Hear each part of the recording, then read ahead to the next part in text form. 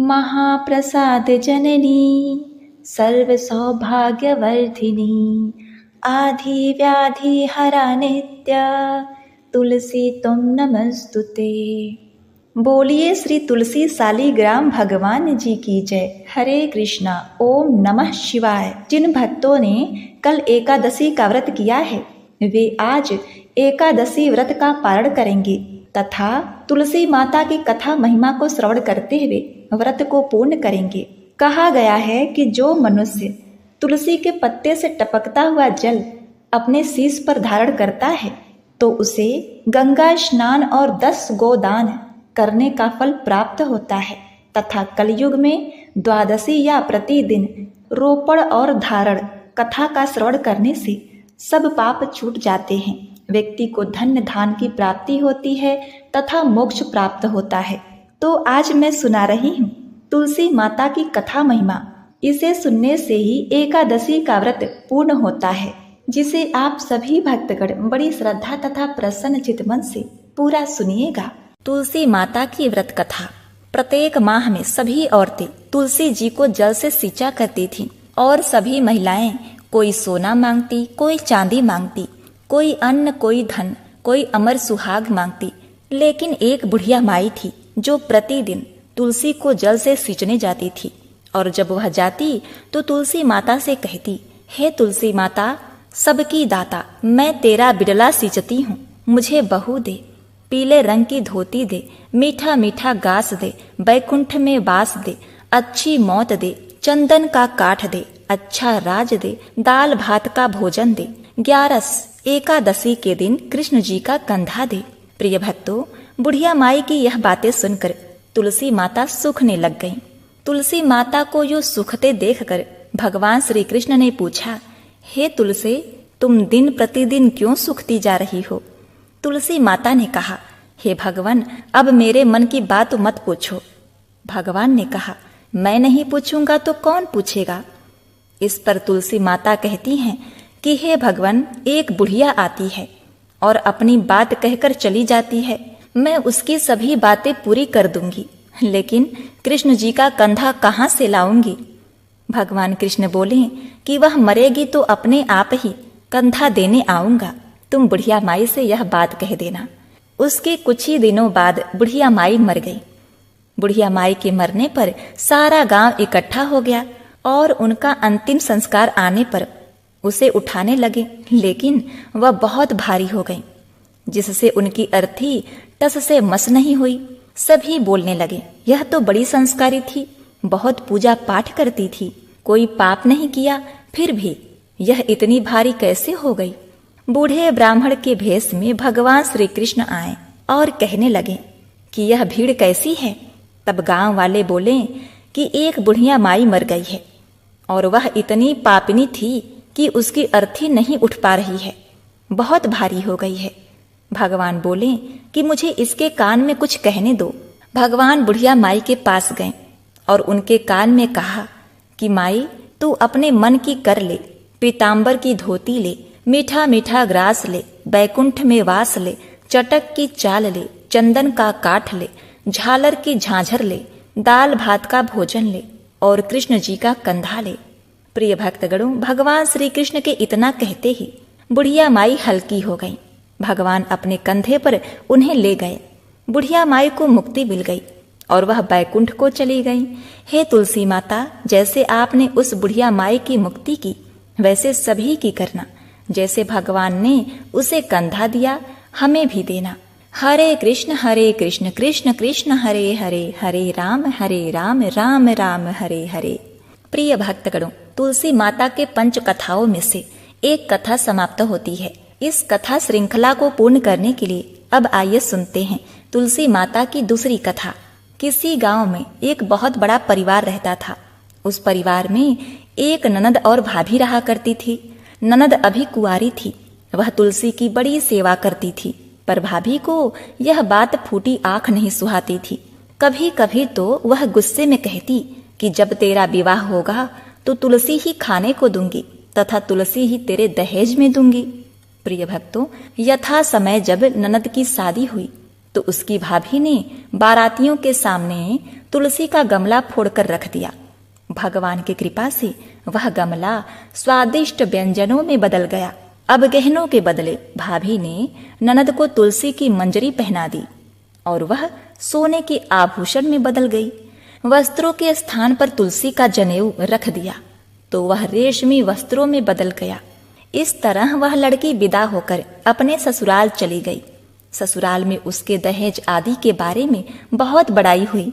इस पर भाभी को बड़ा आश्चर्य हुआ और तुलसी जी की पूजा का महत्व उसकी समझ में आ गया। भाभी की एक लड़की थी। वह अपनी लड़की से कहती, तू भी तुलसी की सेवा किया कर, तुझे भी बुआ की तरह फल मिलेगा। पर लड़की का मन तुलसी की सेवा में नहीं लगता था। अब लड़की के विवाह का समय आया तो भाभी ने सोचा, जैसा व्यवहार मैंने अपनी ननद से किया उसी कारण उसे इतनी इज्जत मिली, क्यों ना मैं अपनी लड़की के साथ भी ऐसा ही व्यवहार करूं।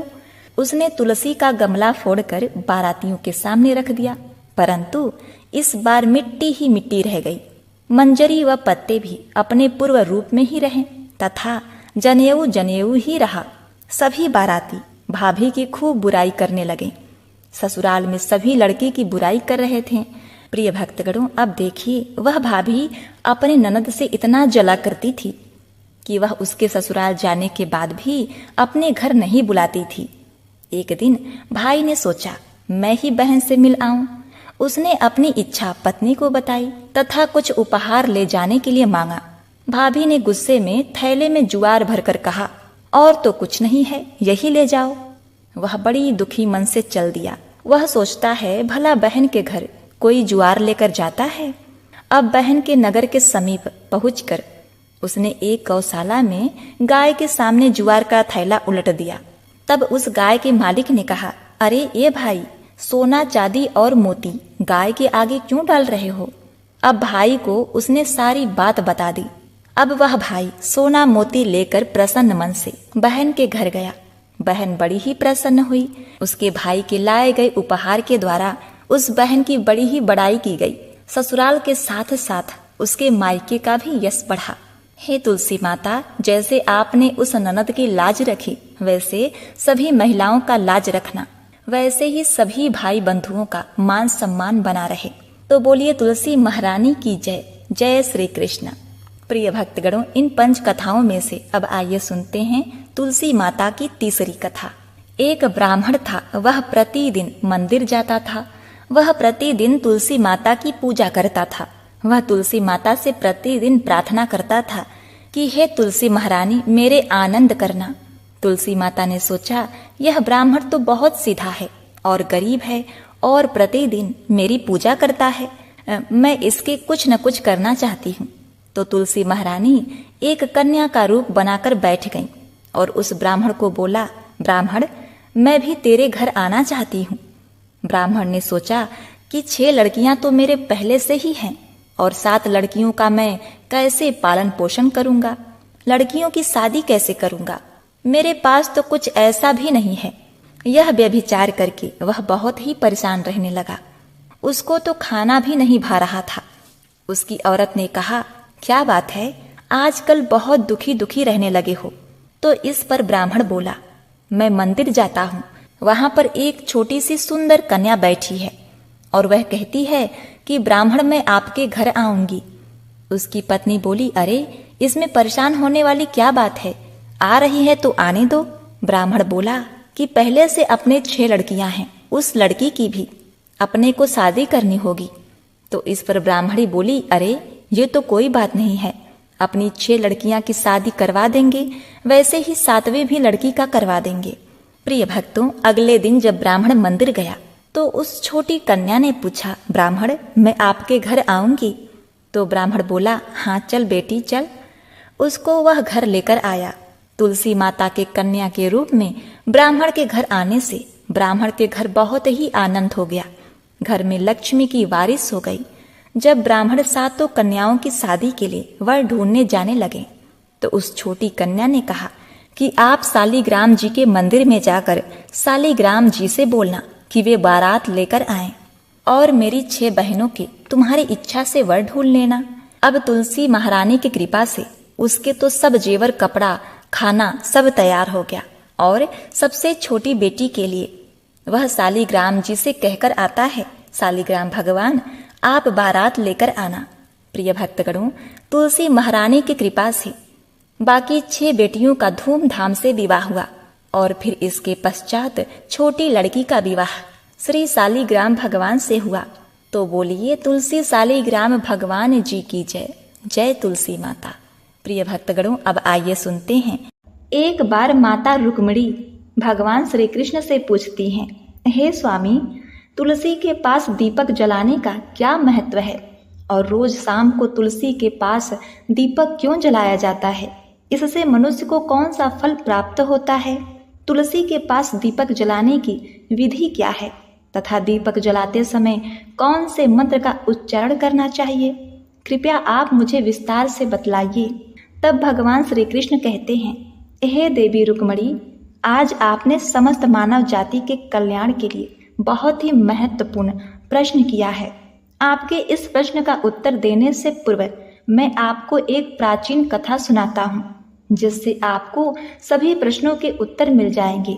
इसलिए आप इस कथा को ध्यान पूर्वक सुनिए। इस कथा को ध्यान से पूरा सुनने से ही मनुष्य को 100 वर्षों तक तुलसी के पास दीपक जलाने का पुण्य फल प्राप्त होता है। फिर माता रुक्मिणी कहती हैं, हे स्वामी, मैं इस कथा को सुनने के लिए उत्सुक हूँ।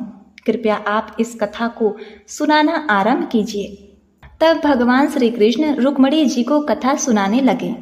उन्होंने कहा, हे देवी, पूर्व काल की बात है। दक्षिण दिशा में तुंगभद्रा नाम की एक नदी के किनारे चंद्रभागा नाम का एक अत्यंत ही सुंदर नगर बसा हुआ था।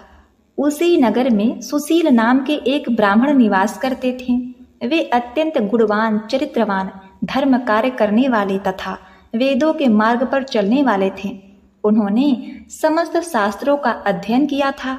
उस ब्राह्मण की एक पत्नी थी जिसे लोग दुराचारा कहकर पुकारते थे, क्योंकि उसके कर्म ही उसके नाम के अनुसार थे। वह सदैव ही अपने पति को अपमानित करती थी। वह अपने पति के लिए कुवाक्य कहती थी, पति को भयंकर दुख देती थी, पति के लिए कभी भोजन नहीं बनाती थी। उसने अपने पति के साथ कभी शयन नहीं किया, कभी उसके साथ प्रेम से व्यवहार नहीं किया। पति के मित्र, परिवार के लोग घर पर आते तो वह स्त्री उनको अपमानित करके भगा दिया करती थी और स्वयं काम भाव से उन्मत्त हो निरंतर अन्य व्यभिचारिणी स्त्रियों के साथ घूमा फिरा करती थी।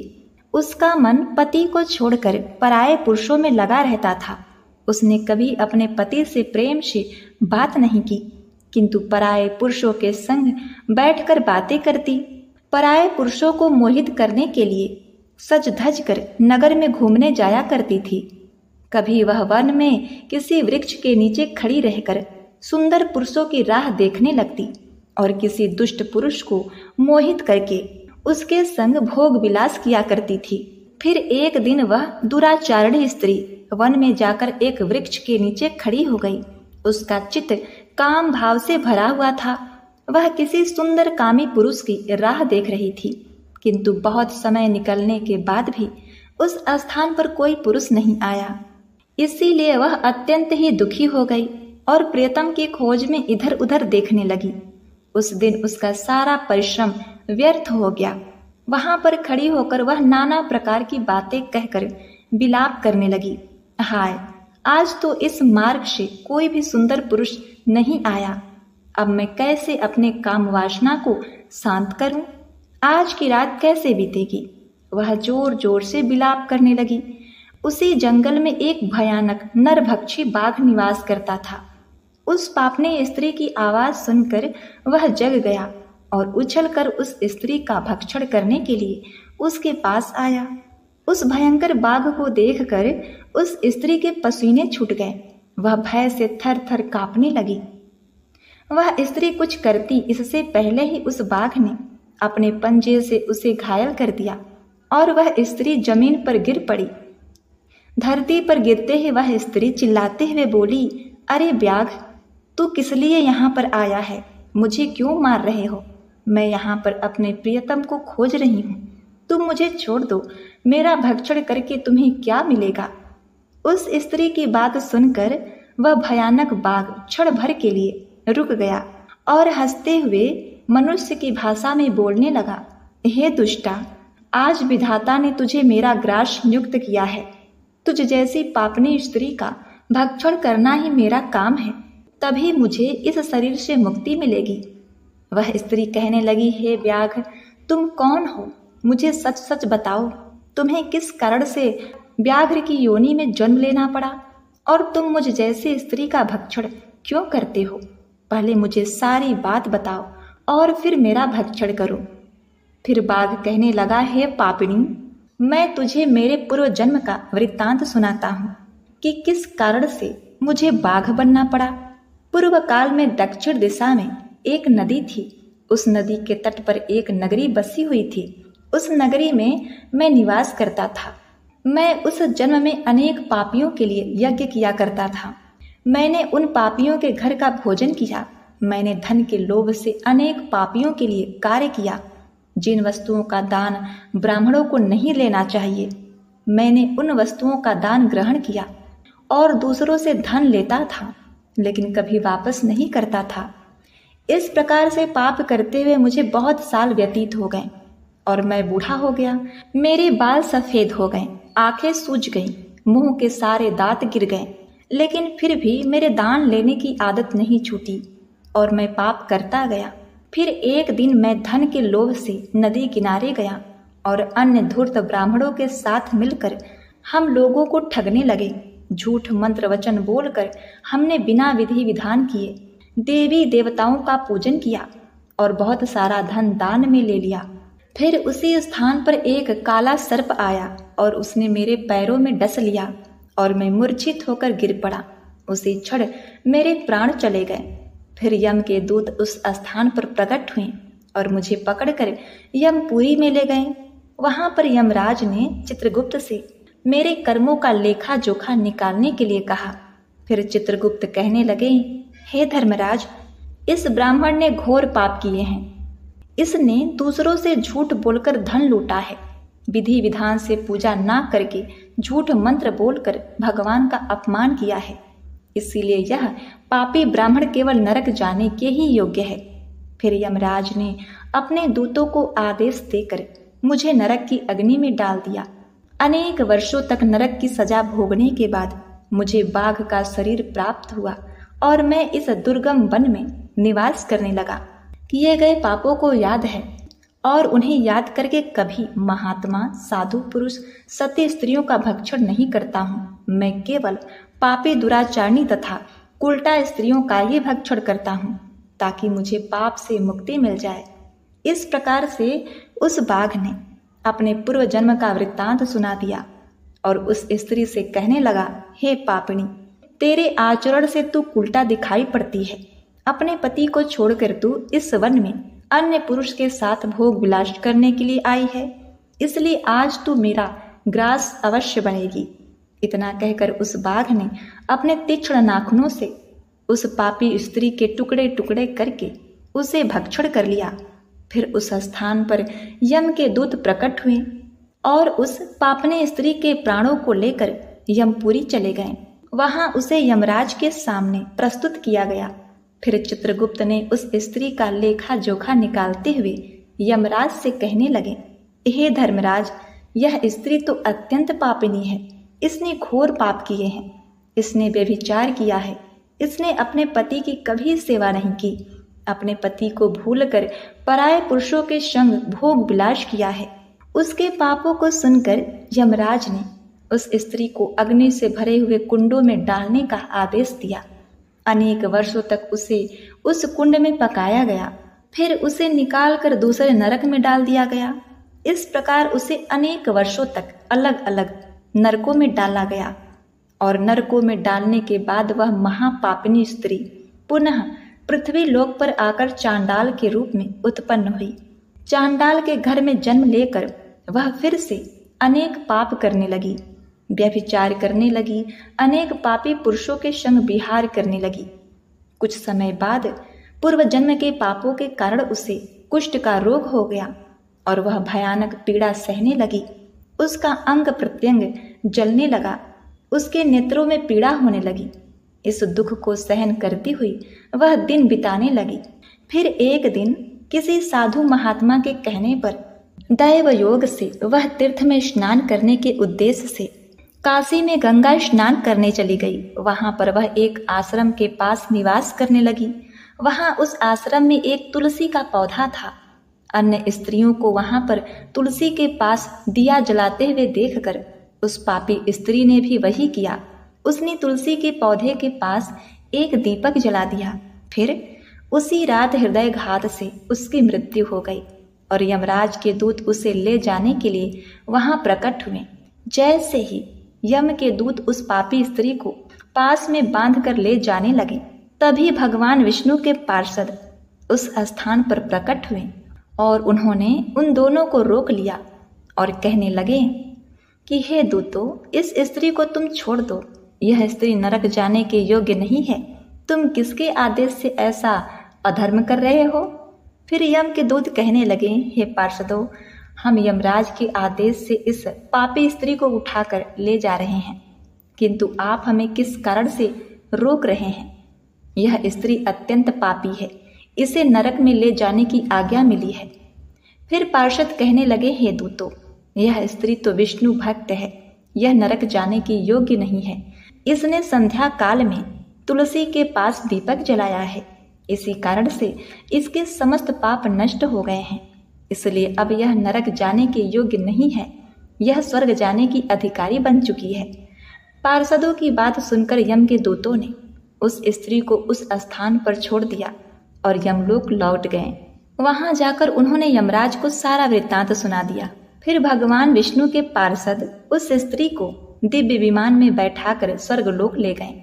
भगवान श्री कृष्ण कहते हैं, हे रुक्मणी, इस प्रकार से तुलसी के पास केवल दीप जलाने मात्र से ही मनुष्य के सभी पाप नष्ट हो जाते हैं। जो स्त्री नित्य शाम को तुलसी के पास दीपक जलाती है वह सौभाग्यवती वह सौभाग्यशाली बनती है। उसके पूर्व जन्मों के सभी पाप नष्ट हो जाते हैं, उसे सुख समृद्धि की प्राप्ति होती है। रोज तुलसी के पास दीपक जलाते समय इस मंत्र का उच्चारण करना चाहिए, ओम तुलसी देव्य च विघ्महे विष्णु प्रियाय च धीमहि तन्नो वृंदा प्रचोदयात्, जिसका अर्थ होता है, विष्णु प्रिय तुलसी, मैं आपको नमस्कार करती हूँ, आप मुझे उच्च बुद्धि दो। हे वृंदा, आप मेरे मन को रोशन करो। भगवान श्री कृष्ण कहते हैं, हे देवी, हजारों अमृत के घड़ों से नहलाने पर भी श्री हरि विष्णु को उतनी तृप्ति नहीं होती जितनी कि वे मनुष्य के द्वारा तुलसी का एक पत्ता चढ़ाने से प्राप्त करते हैं। 10,000 गौदान से मानव को जो फल प्राप्त होता है वही फल तुलसी पत्र के दान से पा लेता है। जो मृत्यु के समय अपने मुख में तुलसी पत्र का जल पी लेता है वह संपूर्ण पापों से मुक्त होकर भगवान श्री हरि विष्णु के धाम जाता है। हिंदू धर्म में तुलसी पौधे का बड़ा महत्व है। इसकी सबसे पहले पूजा भगवान विष्णु ने की थी। भगवान श्री कृष्ण कहते हैं कि जिस प्रकार से देवी लक्ष्मी से वैकुंठ को ऐश्वर्य प्राप्त होता है, उसी प्रकार से वैकुंठ में तुलसी के कारण ही पवित्रता प्राप्त है। पृथ्वी लोक पर जिस स्थान पर तुलसी का पौधा होगा उस स्थान पर कभी बुराई का वास नहीं होगा। ऐसा स्थान सबसे अधिक पवित्र होगा। इसी कारण से मनुष्य को घर में तुलसी का पौधा अवश्य लगाना चाहिए। इस प्रकार से भगवान श्री कृष्ण ने तुलसी के पास दिया जलाने का महत्व माता रुक्मणी को बताया। तो प्रिय भक्तगणों, आप भी इस पुत्रदा एकादशी के दिन तथा हर दिन तुलसी के पौधे के पास दीपक अवश्य ही प्रज्वलित करें।